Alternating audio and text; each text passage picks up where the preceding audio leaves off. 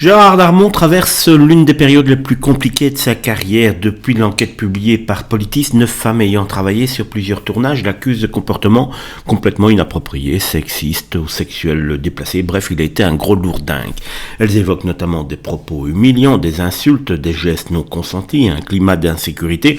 Attention, on ne parle quand même de aucun geste trop loin comme des VIOL. L'acteur conteste ces accusations. À ce jour, les femmes citées n'ont pas déposé plainte directement contre lui.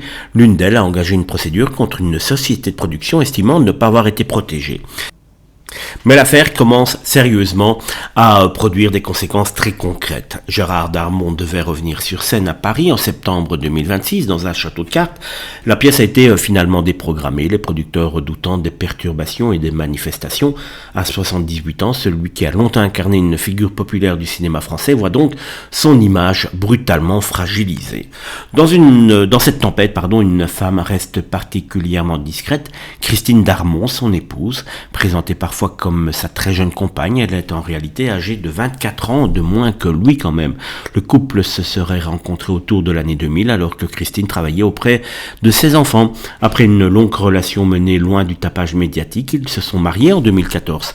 En 2017, ils ont accueilli une fille, même Léna.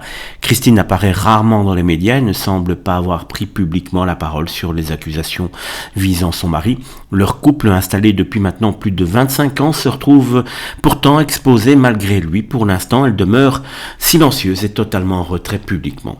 Derrière l'affaire et la possible remise en cause d'une carrière entière, une interrogation demeure.